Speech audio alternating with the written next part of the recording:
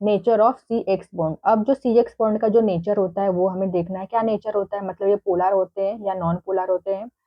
तो जो halogen group होता है वो ज्यादा इलेक्ट्रोनेगेटिव होता है एज कम्पेयर टू कार्बन। तो हेलोजन क्या करता है, जो इलेक्ट्रॉन होते हैं उनको अपनी तरफ खींच लेता है। ठीक है, जो इसमें इलेक्ट्रॉन होते हैं ये इलेक्ट्रॉन इक्वली शेयर नहीं होते हैं दोनों में।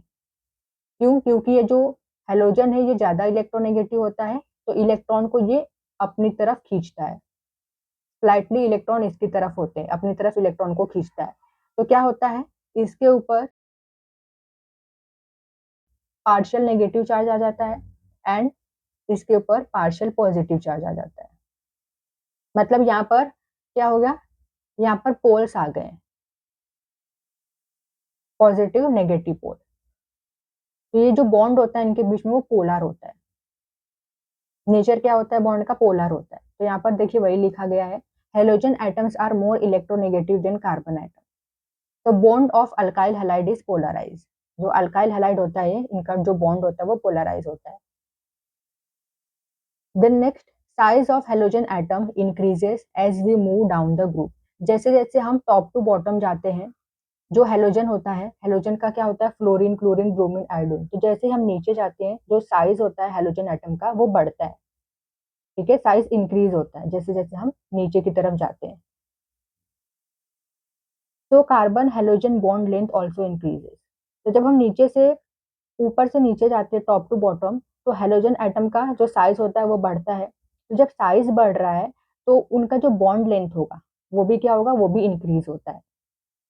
तो यहाँ पर ऑर्डर दिया गया है बॉन्ड लेंथ। बॉन्ड लेंथ का ऑर्डर है देखिए, CH3F इसका बॉन्ड लेंथ सबसे कम होता है और सबसे ज्यादा किसका होता है, CH3I।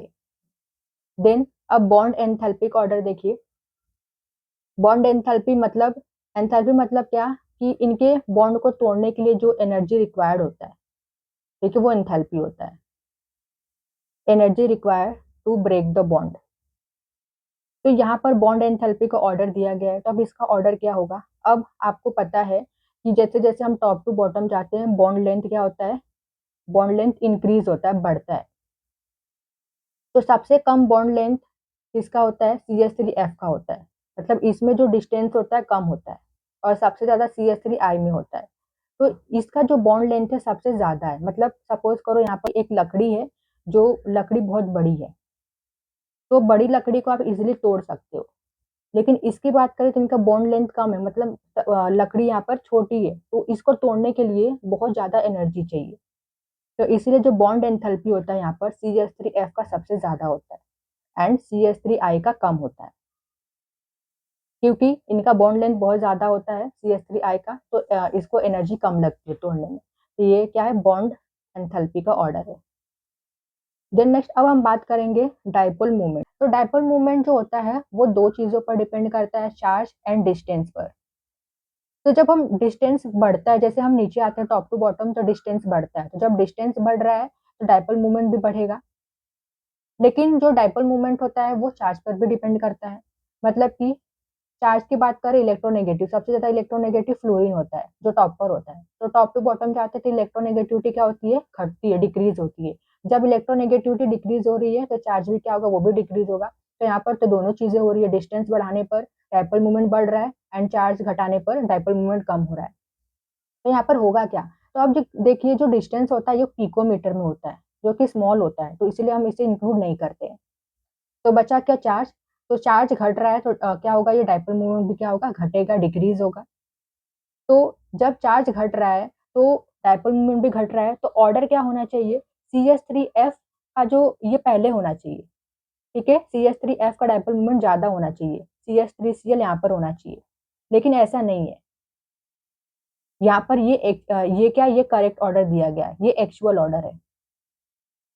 जो CH3Cl है इसका डाइपोल मूवमेंट सबसे ज्यादा होता है, उसके बाद आता है CH3F, then CH3Br, then CH3I। ठीक है, एक एक्सेप्शनल केस है। अकॉर्डिंग टू दिस चार्ज यहाँ पर कम हो रहा है तो डाइपोल मूवमेंट भी कम होना चाहिए, मतलब यहाँ पर CH3F का डाइपोल मूवमेंट ज्यादा होना चाहिए।